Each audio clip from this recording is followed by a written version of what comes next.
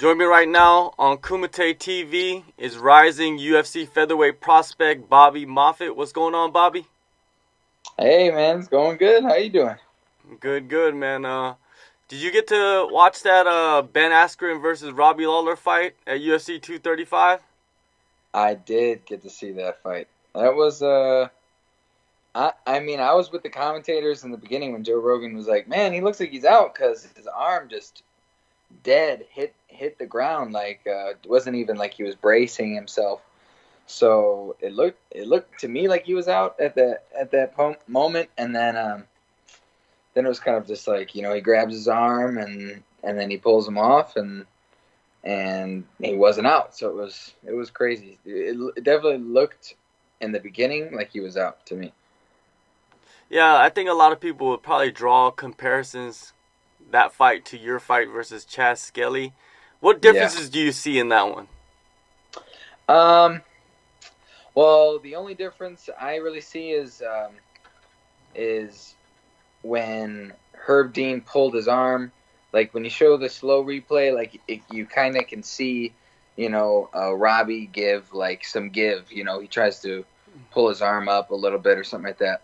And when they did that with Chaz Skelly, he had nothing to give. And I think Chaz's leg kind of went out too a little bit. So uh, Robbie never lost balance or anything. He didn't fall forward or anything. His arm went limp, and then when he was grabbed, it looked like he flexed a little bit, and that was just a little different from how Chaz reacted. You know. Yeah, it seems like Chaz is moving on from that loss and just, I guess, focusing on the future. He doesn't seem to be dwelling on it too much. Yeah. Now that's five Darces, I think, throughout your whole career. Three in a row, which is incredible. I think that's some kind of record, don't you think? Three in a row? I hope it's some kind of record. That'd be pretty cool. I'm going for 4 Darces in a row now, so hopefully I can keep it going. Well, maybe Actually, eventually. I think I have 6 Darces. 6 Darces in my career now. Yeah. Okay. Maybe they'll eventually change the name of the submission to, the Moffett to or the something. to the Moffett or the Wolf Choke or Wolfman Yeah. or something like that. That'd be pretty cool. Yeah, the Wolfman would Yeah. be definitely cool. Yeah. Wolfman, Wolfman. He's like, oh, it's Darce. Okay. So That would crazy. where did you learn that submission from, and what makes it so effective compared to, when other fighters use it? So luckily for me, the entire move comes all the way from back to wrestling. There was a move called like a 3/4 Nelson, and it's pretty much like the same lockup, except you hook their leg and then you take them straight over to their back and you pin them. So it was kind of like a stack move, and I was pretty good at that in high school, and that's where I learned it in high school. I remember my friends would make fun of me because it was supposed to be like a kid's move, but I was pretty good at it, and I could do it to almost anybody. Sometimes it didn't work, sometimes it did, but I was really effective with it. And when I started doing jiu-jitsu, it came back to me when I learned the Darce choke. First I learned the anaconda, then I learned the Darce, and I started to see the similarities. I wasn't told like, oh, this is kind of like this or this is kind of like that. It kind of just came all together when I learned them separately, and then somehow, somewhere in my brain and my body mechanics and muscle memory, it put both the moves together, and it just started to flow really easy for me. And then the more I've done it in competition, the better I get at it. So it's been a long journey learning the move back from wrestling all the way through all my years of jiu-jitsu, and I'm starting to really feel perfecting it now. Definitely, man. Eventually, it will be called the Wolfman. I think I'm gonna push Yeah, that on social media. yeah, try it. The Wolfman, Wolf Bite, or something like that. Full Moon, I don't know, like something cool like Oh, the full moon definitely sounds better. that. Yeah. Well, you actually wanted to fight Artem Lobov in your debut. Yeah. How disappointed were you when he decided to like release himself from the UFC, which is very Uh, weird. I really only wanted to fight him because he's famous and everybody talks about him. I mean, it's like an internet joke to talk about him being like the GOAT and stuff. So I thought it'd be cool to fight him just because he's got, whether it's a fan base or a troll base, he's got a base of people that like to watch him win or lose fights, So I wanted to get a bunch of fans, so I wanted to fight him. I thought it'd be cool to fight him and beat him up and get a little traction, going on social media or whatever, But it didn't go through, and honestly, it wasn't like a fight I really wanted. It was only a fight that I would have wanted just to get more fans. It wasn't like a fight that would put me up in rankings or anything. He doesn't have the greatest record. He's just a really big name. So it was better for me that the fight didn't go through, for sure. Definitely. Now, looking back, before you hit the UFC, you're building your name through the regional scene. You had a lot of tough fights. You had a lot of really good performances. But what fight grew you the most as a fighter and prepared you for the UFC? I mean, there's quite a few fights that I feel like pushed me to the next level, and honestly, I could talk about losing that decision to Hyon Barcelos as one, but obviously I still had a long journey after that. I still had quite more fights in the regional scene after that. So honestly, I think it was that losing to Tan Lee the way that I did. It was kind of weird. It was kind of like it was similar to how Chaz lost to me and how Robbie Lawler lost. Where the referee. I thought Chaz was out, so maybe just Robbie Lawler.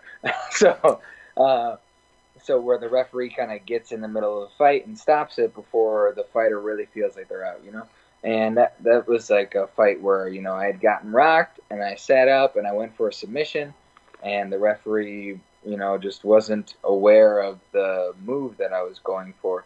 So he had no idea that I was still coherent and attempting to turn this into a jiu-jitsu move, and then the fight was taken from me, So it was something that I had to emotionally come over.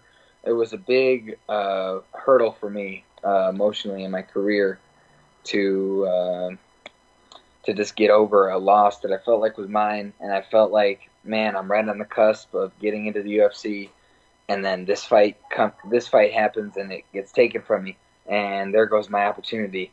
So I felt like the highest of highs before going in, like, oh man, I'm gonna get into the UFC after I win this fight, and then the lowest of lows I could possibly feel, getting the fight taken away from me and losing like that, and feeling like, oh man, my dream's never gonna happen. So I felt like having to come back from that fight made me a different fighter, emotionally, mentally, how I prepare for fights, and it's changed me more than any fight has changed me so far, So that's kind of the fight I used through. Which one helped me get over that edge, All right, now you're gearing up for your second appearance in the Octagon, UFC Nashville versus Bryce Mitchell. I think Yes, he's sir. most famous for drilling his nutsack.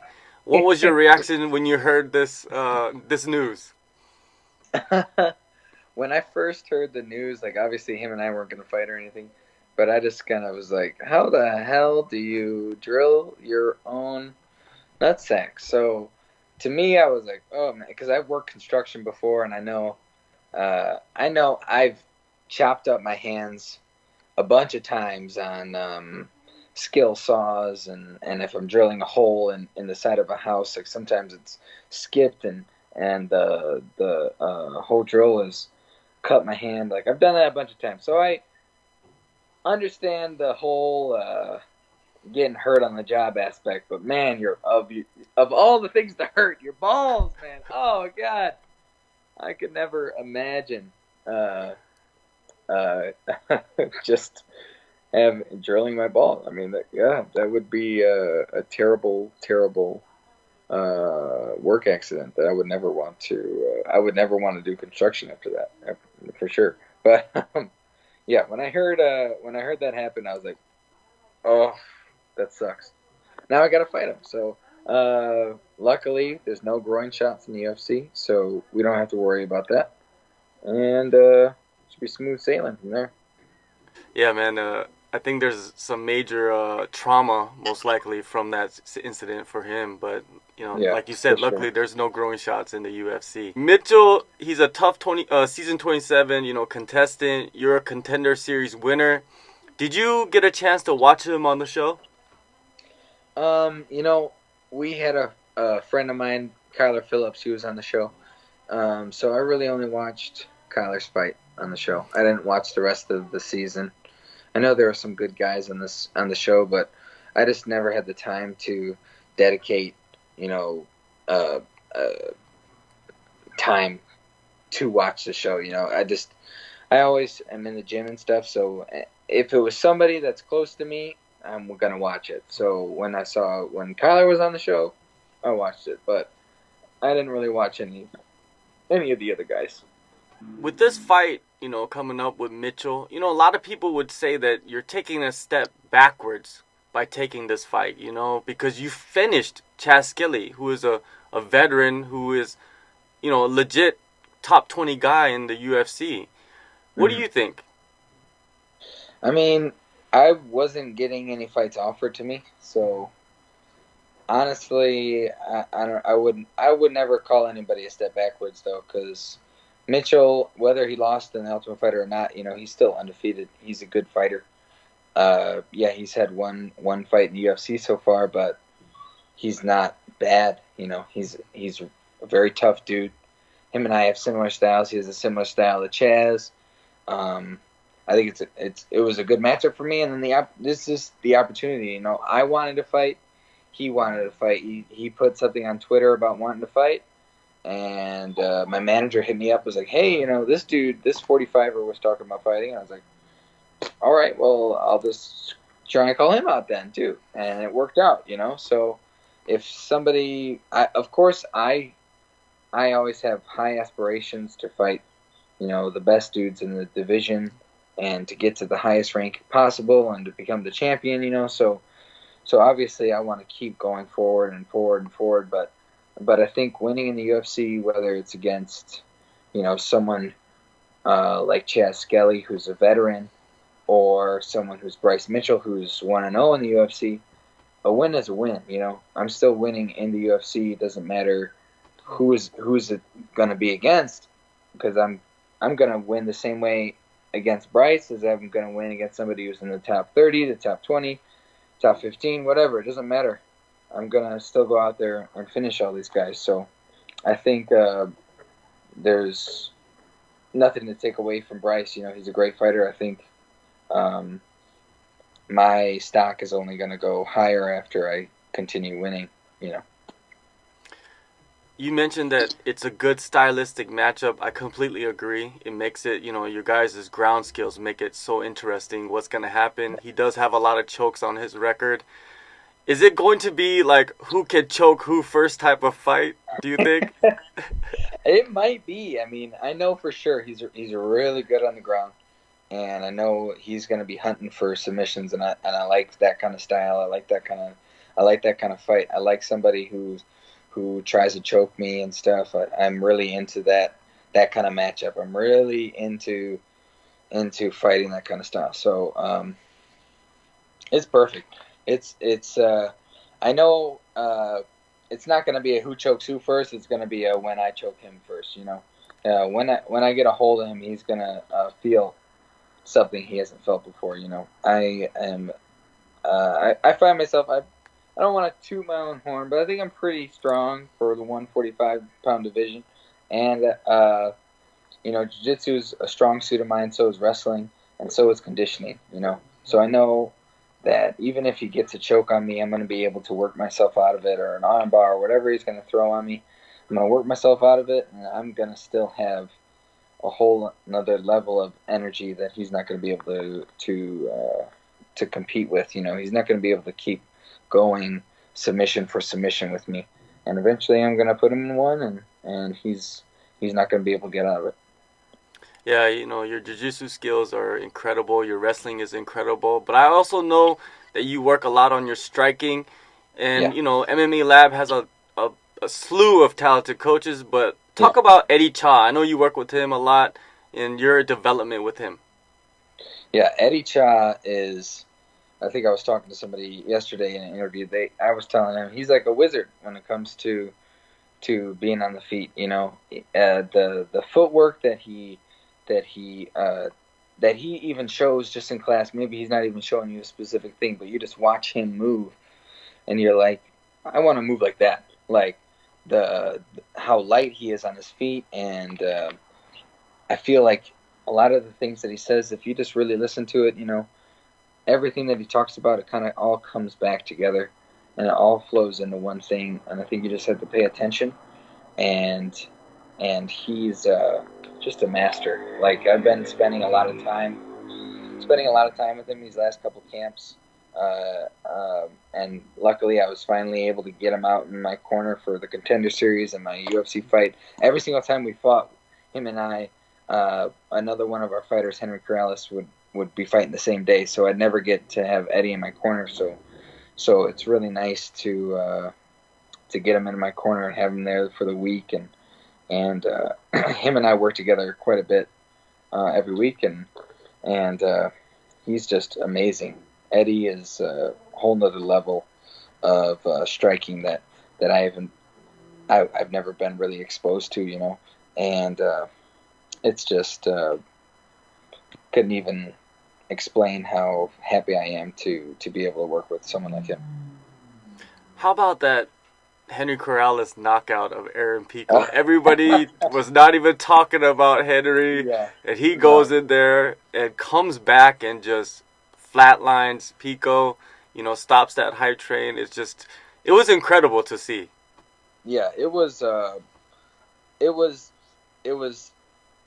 motivational, like inspirational to watch, to see someone that you know very well go almost to the lowest of lows in a fight, and then come back and get the highest of highs in that same fight. To get hurt and come back and to finish someone that everybody's gloating about. Everyone's talking about Aaron Pico. No one's saying much about Henry Corrales. They go, "Oh, Aaron Pico's crazy good." All these complimentary things, and then they go, "Oh, but Henry's a tough veteran," and then they go on to the next question.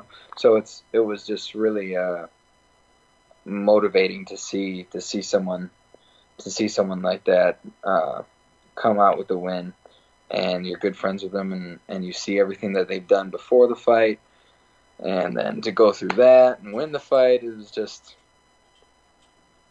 everybody in the house. We watched it at the Fighter House. We're all like screaming at the top of our lungs, "Oh my god!" And it was just the best. It was seriously one of the best feelings I think I've had watching a fight. Like there were very few times where I felt that good watching a fight, and that's got to be like top 3 moment right there. On top of all the great coaches, MMA Lab has so many great athletes. Who have you been working closely with during this camp to get ready for Mitchell? Well, we got a lot of guys that are very stylistically similar to Bryce Mitchell. There's actually a guy from Tennessee that I live with at the house. His name JSP. I gotta talk like that when I talk about him because he's from Tennessee. He's got that twang to him. So I talk about him like that. And he's been helping me a lot with this camp, and he's a really good dude, and he's got a great style matchup, just like Bryce. Grindy. He's going to try and choke you. He's going to keep coming forward, throwing punches, kicks, all that stuff. And then we got let's see who else has been helping me out. Mark Martin. I'm going to be bringing him out for my fight. He's a really good wrestler, lefty, southpaw, and he just won last weekend. He's like only 3 pro fights so far, but he's going to be up there soon. And who else been helping me out? I've been working with Ben a couple times, and I've had David Mashad hold pads for me a few times, and we got a couple of other guys at the gym that have been doing rounds with me. Like I think we've got a fighter, Alex Arredondo. He's gonna be fighting soon. Him and I have been doing a few rounds, and then another. We got everybody, some amateurs I go with every once in a while, So we've got plenty of dudes at the gym that can mirror styles for us. Oh, Kyler Phillips, I've done a couple rounds with him now, so everybody, and it's just the best feeling to be able to go in every day. You're going to find somebody that fights similar to the dude that you're going to fight. So it's almost like every week, two times a week we spar. So 2 times a week I'm fighting Bryce Mitchell. Two times a week I get my practice. Obviously we're practicing a lot more than that, but you know what I mean. I'm practicing the actual fight. So it's good. I'm getting good work in, and 2 more sparring days before this fight now. I saw that the Korean Zombie was out there for an extended period of time. Did you get some work in with him? Yeah, him and I work together every once in a while, but I think he came out right when I left to go back home for a little bit. I think I went home for like 8 days just to see my family for Christmas. And then when I came back, we got to work together a little bit. But he wasn't working too much sparring and stuff because he had still like some injuries lingering from his last fight and stuff. So he had to, take care of that. But it was great to work with him. Him and I would hold pads for each other every once in a while in Eddie Cha's class and stuff. We'd have our morning striking classes. Him and I would work together. And he's a great dude. Like the whole experience, because him and I got to fight on the same card. So I had met him once before, maybe like a year and a half before, maybe at the MMA lab. He came out and trained, and he was a great dude then. And then I got to meet him again that week. We got to hang out. We cut weight together. We spent quite a few training days together. Like we weren't training with each other, but he'd watch me train, and I'd come and watch him train and stuff. So he's a really good guy, and he's they gave me a little I don't know what you call it, but it was like a Korean like snack gift. Like it had a whole bunch of like rice cakes in it and like some other God, I don't know the name of the things, but they were like really good. It looked like they were like little like sesame seed sweet things, and then was it like a brown circular thing? It was with sesame seeds on top. There were some of those in there. Very sweet, right? Yeah, they were really sweet. They were all really good.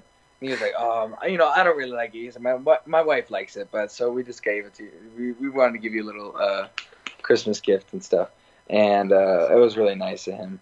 And he's just a great person. Him and his whole family, they're really nice people. Now, I'm pretty sure you're zeroed in on taking out Mitchell, but where do you see yourself, by the end of the year? How many fights do you want to fight this year? What is the plan? I mean, I'm hoping at the very least I would get 2 more fights.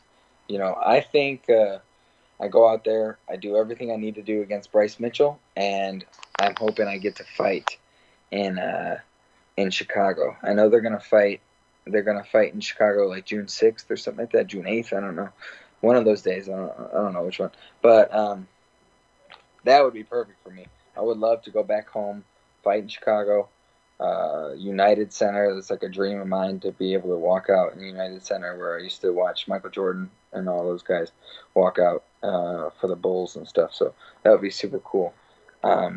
So I really hope, I know I'm going to win this fight, so I've got to finish him within 2 rounds to make sure I don't get too injured.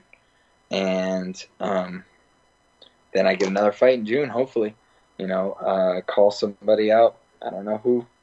And then maybe again in November or October. That would be pretty sweet. And that gives me enough time to maybe even fight in the end of December. I would love to fight 4 times. I don't care. I like fighting. It's last year I fought 5 times, so this year I don't mind fighting 5 more times. It doesn't matter to me. All right, one more thing before I let you go. A lot of the fans, your fans, people listening to the show, they always wonder, what are the fighters listening to? What is in their headphones, when they're prepping for their fights in training camp? What are some artists you can recommend to the listeners?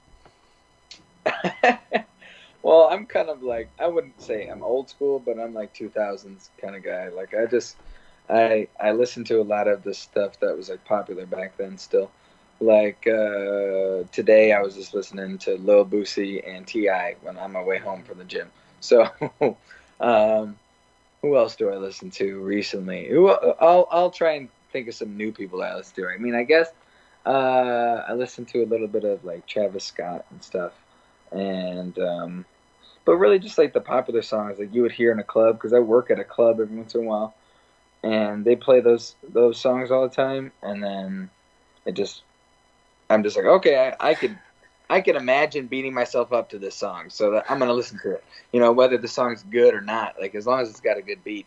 But what else do I listen to? Well, my walkout song, it's probably gonna be my walkout song again. This is Kashmir from Led Zeppelin. So if you guys like anything that's like older, like 70s, I mean, it's a cool song that maybe your parents listen to. So that's the song. That's the song that I got the lyrics tattooed on my ribs and stuff like that. So that song I hold in high regard. That's my favorite song. So those are kind of like my music right now. Not 2090s hip hop. That's like the popular side of things. It gets me wanting to beat people up. And some of the newer stuff that's like clubbish, like you would find in going out and drinking and stuff like that. And then I don't drink, but and then some of the old stuff, Led Zeppelin. Check it out. All right, man. March 23rd, Led Zeppelin, UFC on ESPN +6, Nashville, Tennessee. Bobby, thank you for your time, and good luck to you, sir. Thank you, sir. Thank you for having me.